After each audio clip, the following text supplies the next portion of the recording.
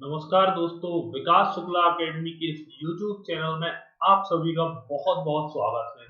तो जैसा आप सभी को पता होगा कि हमारी मध्य प्रदेश इतिहास से संबंधित सीरीज चल रही है, जिसमें मैं आपको मध्य प्रदेश के से संबंधित सारा जो इतिहास रहा है, जो उसका डेटा रहा है, वो सारा मैं यहाँ आपको कवर करवाऊंगा।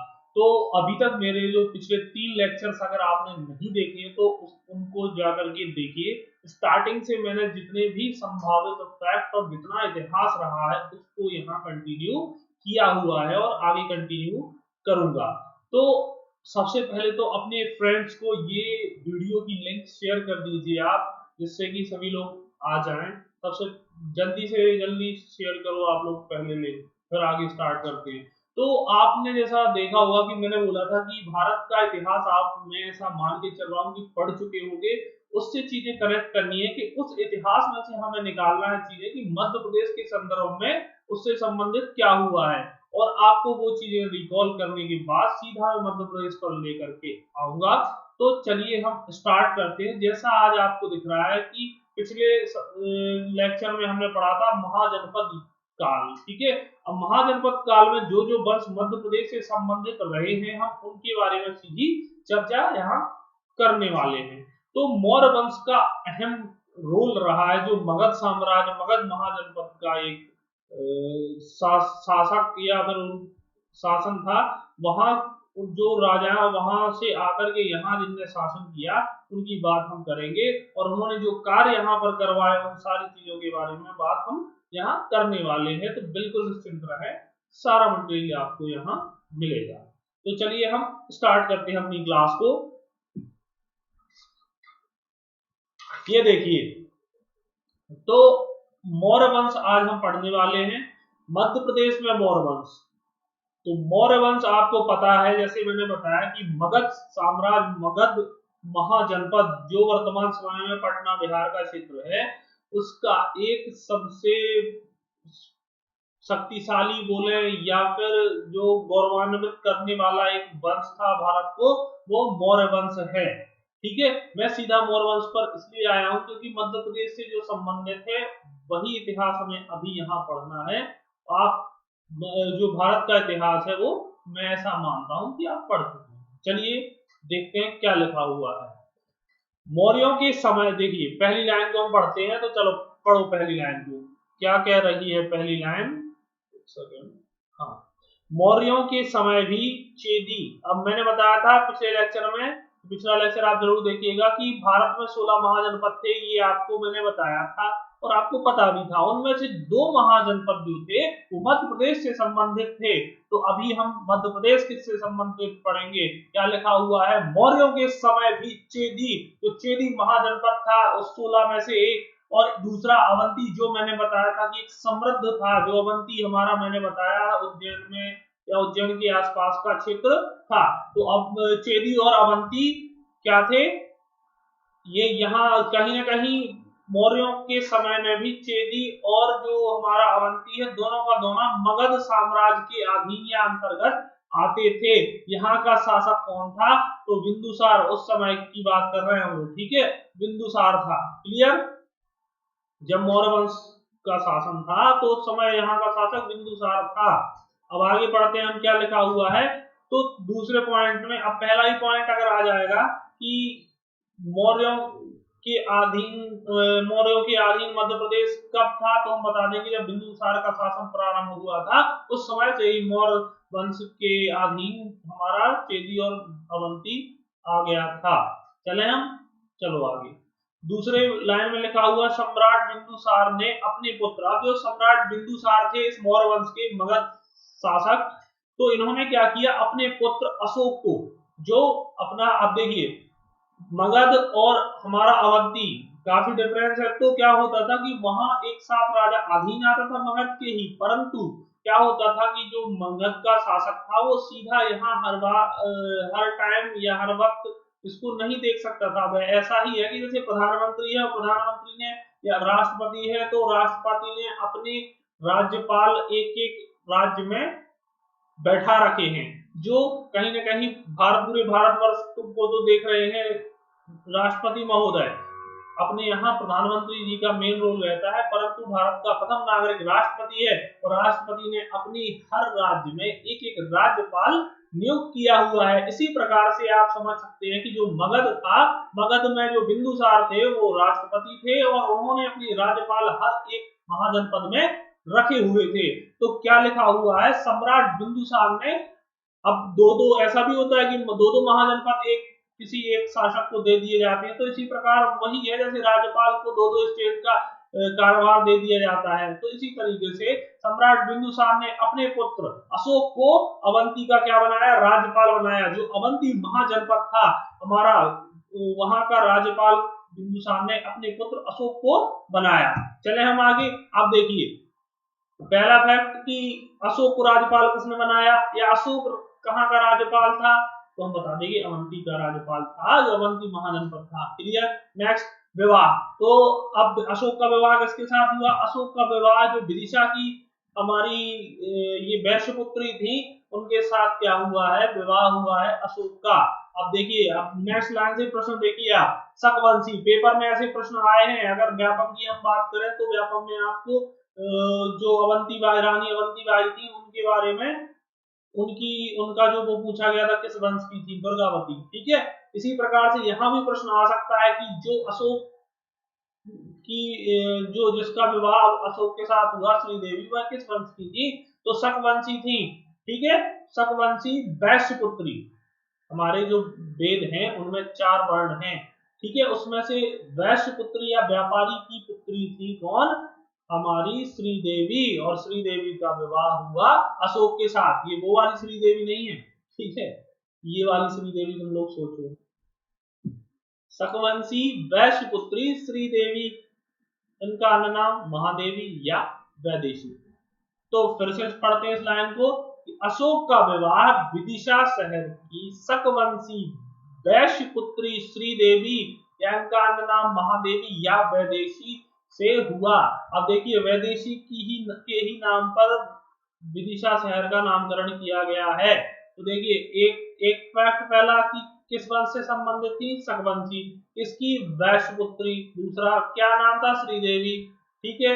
दूसरा उनका नाम क्या था, महादेवी। तीसरा क्या था, वैदेशी। अब ऐसा प्रश्न आ जाए कि विदिशा शहर का नाम किसके नाम के अनुसार रखा गया है, तो हम बता देंगे कि जो शकवंशी श्रीदेवी थी, ये उनका अन्य नाम वैदेशी था और वो अशोक की राजकुमारी, सॉरी अशोक की रानी थी। ठीक है। जो कि जिनका विवाह विदिशा शहर में हुआ था। अब इनसे देखिए फिर आगे नेक्स्ट फैक्ट कि इनसे 2 पुत्र उत्पन्न हुए। इनका क्या नाम था, एक का नाम महेंद्र और दूसरा संघमित्रा। इन दोनों को क्या है, अशोक ने श्रीलंका में बौद्ध धर्म के प्रचार हेतु भेजा था। तो क्लियर। पुत्र कौन कौन से, 2 पुत्र महेंद्र और संघमित्रा इनसे उत्पन्न हुए। आगे चले हम। क्लियर है। तो यहाँ आपको इस लाइन से काफी फैक्ट मिले होंगे। नेक्स्ट हम आगे चलते हैं।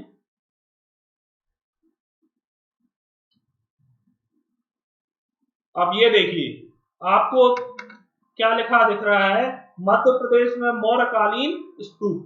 मध्य प्रदेश के जो मौर्यकालीन स्तूप थे, मौर्य कला से या मौर्यों ने यहाँ पे जो काम किया है वो सारा इस पेज में लिखा हुआ है। आपको कहीं ना कहीं इस पेज से भी अगर मौर्य साम्राज्य मध्य प्रदेश से प्रश्न आता है तो आपको इस पेज से जरूर वहां पे प्रश्न मिल जाएगा, बिल्कुल मिल जाएगा। इससे ज्यादा डेटा आपको ना कोई बुक देगी ना कोई पढ़ाने वाले ने पढ़ाया हुआ है। तो don't worry, more than enough यहाँ पे मैं आपको चीजें दे रहा हूँ। ठीक है। तो बिल्कुल परेशान नहीं होना है। तो मौर्यकालीन स्तूप, मध्य प्रदेश में मौर्यकालीन स्तूप से प्रश्न हो सकता है। मौर्यों ने जो स्तूप बनाए हैं, तो चलिए देखते हैं हम। सबसे पहले आपको दिख रहा है यहाँ तोमेन।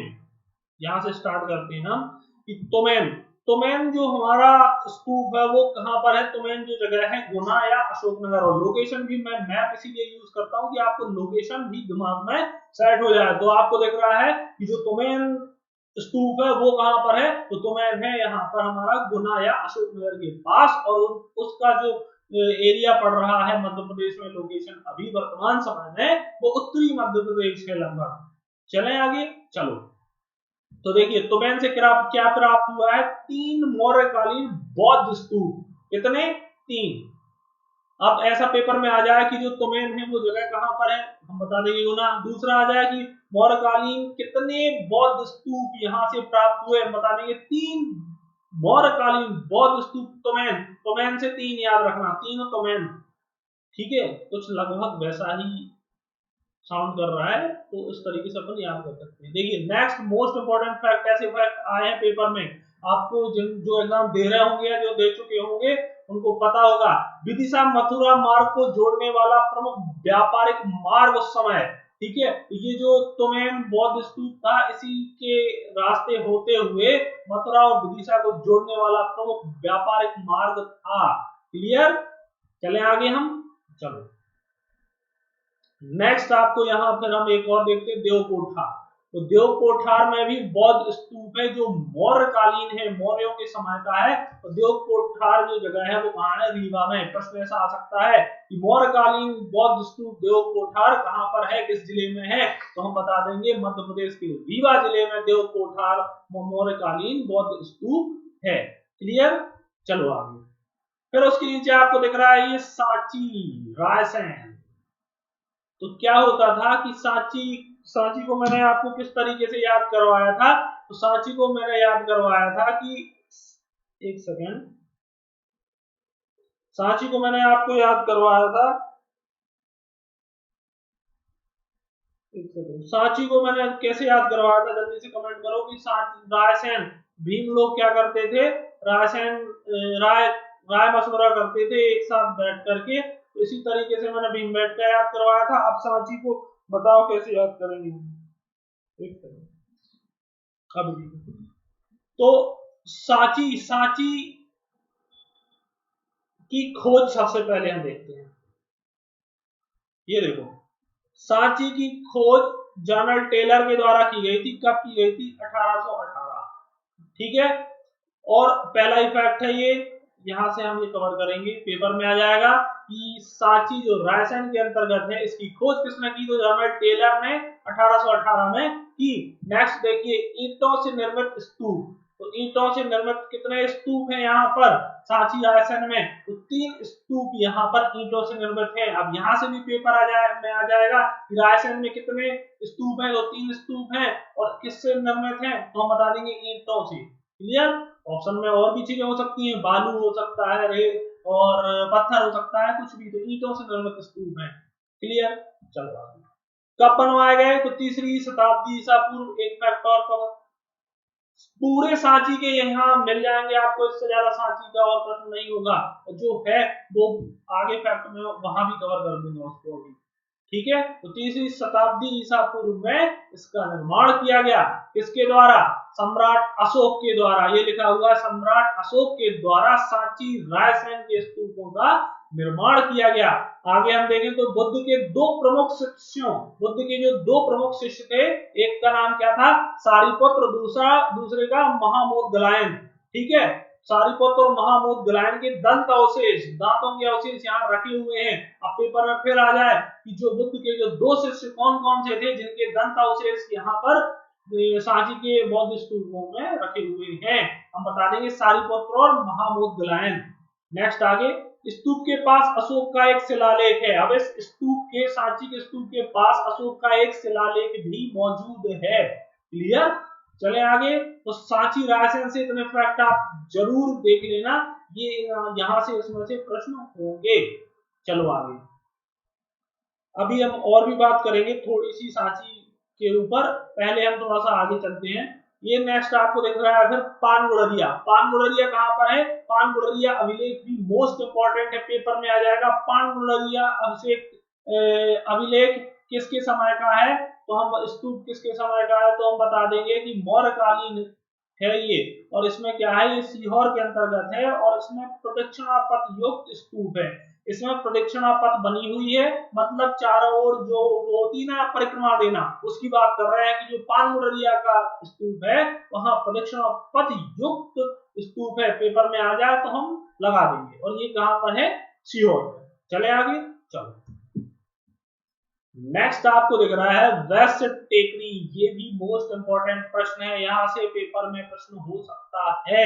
वेस्ट टेकरी, तो अभी अभी मैंने बताया था कि विदिशा की जो वैश्य पुत्री थी वैदेशी, जिनके नाम पर विदिशा का नामकरण किया गया है, उनकी ही याद में उनके जो पति थे कौन, अशोक, सम्राट अशोक द्वारा अपनी पत्नी के लिए बनवाया गया विशाल स्तूप। तो सम्राट अशोक ने अपनी पत्नी की याद में क्या है, जैसे कि ताजमहल बनवाया गया था, उसी प्रकार से ये वैश्य टेकरी उसका नाम दे दिया गया है। सम्राट अशोक ने अपनी पत्नी वैदेशी या महादेवी के लिए बनवाया था। और कहां पर है, उज्जैन। अब देखिए इसमें कंफ्यूजन हो जाता है लोगों को, अगर अभी यही आ जाता ऑप्शन में विदिशा तो हम विदिशा लगा सकते थे, ठीक है, लेकिन जिनमें को पता होगा बिल्कुल कोई दिक्कत नहीं, वैसा टेक्निक आपको ध्यान रखना है उज्जैन के अंतर्गत है, ना कि विदिशा, ठीक है। चले हम आगे, स्तूप है और वहां पर जिसे सम्राट अशोक ने बनवाया। चलो नेक्स्ट आपको दिख रहा है कसराबाद। कसराबाद कहां पर है, खरगोन। ये जगह भी मैं आपको लोकेट की है कि कसराबाद कहां पर है और किस जिले में है, तो खरगोन जिले में है। यहां से कितने 11 इतवाड़ी टीले से, इतवाड़ी टीला कोई ना कोई स्थान है कसराबाद में जो खरगोन के अंतर्गत है, उस इतवाड़ी टीले से 11 मौर्यकालीन स्तूप प्राप्त हुए। कितने, 11 मौर्यकालीन स्तूप प्राप्त हुए हैं। देखिए इतवाड़ी टीले से जो कसराबाद खरगोन के अंतर्गत है। क्लियर, क्लियर हुई होगी ये जगह जहां जहां मौर्यकालीन स्तूप है मध्य प्रदेश में। यहाँ से प्रश्न बिल्कुल हो सकते हैं, आप अच्छे से इस पेज को कर लेना। इसके पेज, ये मैप, ये पीडीएफ मेरे Telegram channel MP GK by Vikas sir पर आपको एकदम मुफ्त मिल जाएगी, तो उसको जाकर ज्वाइन करें। डिस्क्रिप्शन में मैंने लिंक भी अपने टेलीग्राम चैनल की दे रखी है। और प्लीज इस वीडियो को शेयर और लाइक जरूर करें। चलें आगे। तो अब देखिए इतने के बाद ये 3 मोस्ट इंपोर्टेंट लाइंस जो दिख रही है, यहाँ से कम नहीं तो 6-7 से 8 फैक्ट यहाँ कवर होंगे और यहाँ से प्रश्न जरूर हो सकता है। देखिए कितने अच्छे फैक्ट लिखे हुए हैं मैंने। गुर्जरा अभिलेख, अभिलेख है ये, स्तूप नहीं है, ध्यान रखना, ठीक है। गुर्जरा अभिलेख, अब गुर्जरा अभिलेख कहां पर है, तो दतिया के पास है ये, ठीक है। तो आप लिखना चाहो तो लिख लेना, गुर्जरा अभिलेख दतिया के पास है। इसमें अशोक का नाम क्या, देवानाम प्रियदर्शी उल्लेख है। आप आ जाए पेपर में, मध्य प्रदेश के किस अभिलेख में अशोक का नाम देवानाम प्रियदर्शी नाम से उल्लिखित है, हम बता देंगे गुर्जरा अभिलेख जो दतिया में है उसमें क्या है, अशोक का नाम देवानाम प्रियदर्शी उल्लिखित है। मोस्ट इंपॉर्टेंट, ठीक है। चले आगे, चलो आगे। सांची के स्तूप की रेलिंग, आप देखिए फिर यहाँ से इंपॉर्टेंट फैक्ट दूसरी लाइन में, सांची के स्तूप की रेलिंग पुष्यमित्र शुंग, जो शुंग एक मात्र ब्राह्मण शासक था, जो पुष्यमित्र शुंग, उसने क्या है, ब्राह्मण शासक था ये जिसने मध्य प्रदेश में शासन किया। तो पुष्यमित्र शुंग ने सांची के स्तूप की रेलिंग बनवाई, क्लियर, रेलिंग। परंतु तोरण द्वार, नेक्स्ट आगे देखिए लिखा हुआ है उसी लाइन में, तोरण द्वार किसने बनवाए, सातवाहनों में। अब यहाँ पे कंफ्यूजन हो जाता है कि तोरण द्वार पेपर में आ जाए और हम लगा देते थे क्या, पुष्यमित्र शुंग, तो ऐसा नहीं है। सांची के स्तूप की रेलिंग बनवाई वो पुष्यमित्र शुंग ने, परंतु तोरण द्वार सातवाहनों ने। याद कैसे करेंगे इसको, तो तोरण द्वार है, द्वार क्या, सातवाहन, बाहर निकालने के लिए 7 वाहन निकालने थे उनको एक साथ, इसलिए क्या करा, 7 वाहनों ने तोरण द्वार बनवा दिए, कहां पर, सांची के स्तूप में। चले आगे, चलो यहां से भी 2 फैक्ट कवर हुए। नेक्स्ट रूपनाथ शिलालेख जबलपुर। अब देखिए यहाँ ये भी लिखा हुआ है रूपनाथ जो शिलालेख है ये स्तूप नहीं है, ध्यान रखना, शिलालेखों के बारे में चर्चा की गई है यहाँ। तो जो रूपनाथ शिलालेख है वो जबलपुर के अंतर्गत आता है, पेपर में ये भी पूछा जा सकता है। इसमें क्या उल्लिखित है, तो अशोक की धार्मिक एवं प्रशासनिक नीति का यहाँ वर्णन किया गया है। तो पेपर में आ जाएगा, हम बता देंगे कि रूपनाथ शिलालेख जो जबलपुर के अंतर्गत आता है, इसमें अशोक की धार्मिक एवं प्रशासनिक नीति का वर्णन किया गया है। देखिए कितना मोस्ट इंपॉर्टेंट और डीप एकदम ये हमारा फैक्ट है, तो इसको आप जरूर याद कर लेना, यहां से प्रश्न होगा। क्लियर, आप परेशान ना हो, स्क्रीनशॉट के लिए आपको सीधा मैं पूरा का पूरा मैप अपना दे दूंगा, आप टेलीग्राम पे जाएं तो वहां मेरा मैप एकदम मुफ्त आपको मिल जाएगा। चले आगे, ये सारे फैक्ट आपको अभी तक क्लियर हुए होंगे जो मौर्यकालीन स्तूप और शिलालेख से संबंधित हैं। चलिए, तो ये देखिए फिर आज के संभावित प्रश्न जो पेपर में यहाँ से हो सकते हैं वो मैंने यहाँ समाहित किए हैं। तो चलिए पहला ही प्रश्न हम देखते हैं और फास्ट एकदम कमेंट करना है आप लोगों को, सुपर फास्ट। पहला क्वेश्चन देखिए, मैं इतने अच्छे से ये मैप बना के लेके आता हूँ आप लोगों के लिए, प्रश्न लेकर आता हूँ। लोग एक प्रश्न लिख देते हैं और 5 मिनट तक बैठे रहते हैं कि बताइए बताइए इसका आंसर, और मैं यहाँ कम समय में सटीक चीजें आपको दे करके जा रहा हूँ। तो प्लीज इसको शेयर करना, वीडियो को ज्यादा से ज्यादा, सिर्फ इतना ही कर देना आप, ठीक है। तो चलिए पहला प्रश्न आप लोगों ने पढ़ा होगा, क्या लिखा हुआ है, अशोक को अवंती का राज्यपाल किसने बनाया? बताइए जल्दी से कि अशोक जो है हमारा, उसे अवंती का राज्यपाल किसने बनाया? तो क्या ये चंद्रगुप्त ने बनाया, क्या बी बिंदुसार ने बनाया, या सी चंद्रगुप्त ने बनाया, या डी चाणक्य ने? तो पहले का आंसर क्या है जल्दी बताओ। B is right answer, Bindusar ने अशोक को अवंती का राज्यपाल बनाया था। क्लियर, चले आगे। तो दूसरा प्रश्न जल्दी से पढ़ो एकदम सुपर फास्ट। क्या लिखा हुआ है, अशोक ने श्रीदेवी से विवाह किया, वह किस वंश की थी? तो जल्दी कमेंट करो, अगर आप लोग कमेंट नहीं करेंगे तो अगली बार से प्रश्न इसमें लाना मैं बंद कर दूंगा। तो जल्दी से कमेंट करो एकदम। अशोक ने श्रीदेवी से विवाह किया, वह किस वंश की थी बताइए। क्या वो शकवंशी थी, क्या वो सातवाहन की थी, या गुप्त वंशीय थी, या चंदेल वंशीय? तो सर आपने बताया था शकवंशी थी जिनका विवाह अशोक से हुआ, वैश्यपुत्री थी। तीसरा प्रश्न जल्दी से, क्या लिखा हुआ है, अशोक की पत्नी श्रीदेवी कहाँ की रहने वाली थी? बताओ, क्या सीहोर की, क्या विदिशा की, क्या रायसेन की, या होशंगाबाद की? तो सर आपने बताया था कि श्रीदेवी जो रहने वाली थी वो विदिशा की थी। तीसरे का बी इज राइट आंसर। चौथे क्वेश्चन पे चलते हैं हम। तो लिखा हुआ है अशोक की पत्नी का अन्य नाम। अब अशोक की पत्नी का अन्य नाम क्या धर्म देवी था, क्या राम देवी था, क्या सवर्णा था, या वैदेशी था? तो जल्दी से कमेंट करो चौथे प्रश्न का आंसर एकदम सुपर फास्ट, जल्दी से करो, जल्दी जल्दी करो। डी इज राइट आंसर, वैदेशी था अशोक की पत्नी का अन्य नाम। नेक्स्ट पांचवें प्रश्न की ओर, क्या लिखा हुआ है, किस अभिलेख में अशोक का नाम देवानाम प्रियदर्शी अंकित है? जल्दी से बताओ, ये तो आप लोग कमेंट करेंगे कि किस अभिलेख में अशोक का नाम देवानाम प्रियदर्शी से अंकित है। तो क्या वो रूपनाथ है, क्या वो गुर्जरा है, क्या वो तुमैन है, या सांची है? जल्दी से कमेंट करो जल्दी। पांचवें का जो राइट आंसर है बी गुर्जरा। गुर्जरा अभिलेख दतिया में है जो, उसमें अशोक का नाम देवानाम प्रियदर्शी नाम से अंकित है। नेक्स्ट छठवां प्रश्न की ओर चलते हैं। लिखा हुआ है सांची स्तूप के तोरण द्वार किसने बनवाए? तो जल्दी बताओ, अब ध्यान देना, तोरण द्वार क्या ट्रिक थी, ट्रिक याद करो, जल्दी से आंसर कमेंट करो। पहला गुप्त वंश, सॉरी गुप्त, हाँ, क्या नागवंशों ने बनवाए थे, या सातवाहनों ने बनवाए थे, या फिर हम बात करें तो राष्ट्रकूटों ने बनवाए थे? जल्दी से आंसर कमेंट करो। सांची के स्तूप के तोरण द्वार, द्वार बनवाए थे किसने? बाहर निकालने थे ना इनको, सातवाहनों ने। क्लियर, नेक्स्ट आगे सातवें प्रश्न की ओर। विदिशा मथुरा को जोड़ने वाला प्रमुख व्यापारिक मार्ग कहां से गुजरता है? तो विदिशा से जो मथुरा को जोड़ता है वो व्यापारिक मार्ग कहां से गुजरता है? क्या खरगोन, क्या छतरपुर, क्या रीवा, या गुना? तो जल्दी से कमेंट करो, ये मैंने अभी भी पढ़ाया है आपको। तो सातवें का डी इज राइट आंसर, जो तुम्हें है गुना से होकर गुजरता है। आठवां प्रश्न, क्या लिखा हुआ है, देव कोठार स्तूप कहां पर है? जल्दी से कमेंट करो एकदम सुपर फास्ट कि देव कोठार स्तूप कहां पर है? तो देव कोठार स्तूप क्या रीवा में है, या सतना में है, या फिर पन्ना में है, या फिर गुना में है? तो सर देव कोठार जो स्तूप है मौर्यकालीन जहां बौद्ध स्तूप, वो रीवा जिले के अंतर्गत आता है। आठवें का ए इज राइट आंसर। नेक्स्ट नौवें प्रश्न की ओर चलते हैं हम। लिखा हुआ है अशोक की धार्मिक एवं प्रशासनिक नीति का वर्णन किस शिलालेख में किया गया है? अच्छे से पढ़ो, अशोक की धार्मिक एवं प्रशासनिक नीति का वर्णन किस शिलालेख में किया गया है? तो क्या ए ऑप्शन तुमैन, या बी ऑप्शन जबलपुर, या सी ऑप्शन पन्ना, या डी ऑप्शन विदिशा? तो मैंने बताया था रूपनाथ अभिलेख में अशोक की धार्मिक एवं प्रशासनिक नीति का वर्णन किया गया है। रूपनाथ अभिलेख कहां पर है? जबलपुर में। तो नौवे का बी ऑप्शन सही है।